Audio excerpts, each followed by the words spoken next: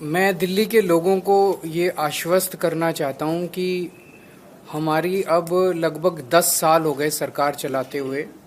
और आप लोगों ने देखा होगा कि पहले 9 साल में आपको किसी भी तरह की हमने तकलीफ नहीं आने दी, चाहे वो सड़कें हों, चाहे वो अस्पतालों का वो हो, बिजली हो, हर तरह की सुविधा हमने दिल्ली के लोगों को देने की कोशिश की।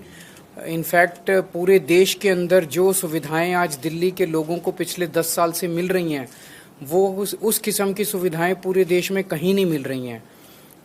लेकिन पिछले 1 साल के अंदर आप देख रहे हैं कि किस तरह से एक के बाद एक मंत्रियों को जेल में डाल दिया इन्होंने, दिल्ली को ठप करने की कोशिश की, दिल्ली के काम रोकने की कोशिश की, दिल्ली सरकार को डीरेल करने की कोशिश की। उसके बावजूद भी हम लगे हुए हैं, हम डटे हुए हैं। अब मैं बाहर आ गया हूं और जितने भी रुके हुए काम थे और जो जो तकलीफ़ें और समस्याएं लोगों को हैं, मैं उनको आश्वस्त करना चाहता हूं। उन सब की तरफ हम लोग अब ध्यान दे रहे हैं और आपकी समस्याओं का निवारण करना हमारा फ़र्ज़ है। मुझे पता चला है कि दवाइयों की कमी बहुत ज़्यादा हो रही है अस्पतालों में और मोहल्ला क्लिनिक में। इन लोगों ने दवाइयाँ बंद कर दी।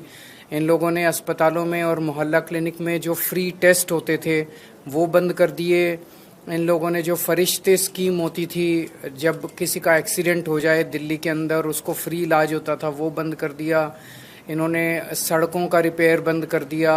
इन्होंने ओल्ड एज पेंशन बंद कर दी। इन्होंने इस तरह से कई सारे काम हैं, कई होम गार्ड्स की और कई लोगों की तनख्वाहें बंद कर दी। वो सारे कामों पे अब हम लग गए हैं। जो जो दिक्कतें जो काम बंद किए गए, आतिशी जी से मैंने कहा है ये हमारी सरकार उन सारे कामों को चालू कराएगी और जो समस्याएं लोगों को हुई इसकी वजह से, वो अब समस्याओं का निवारण करने की कोशिश करेंगे।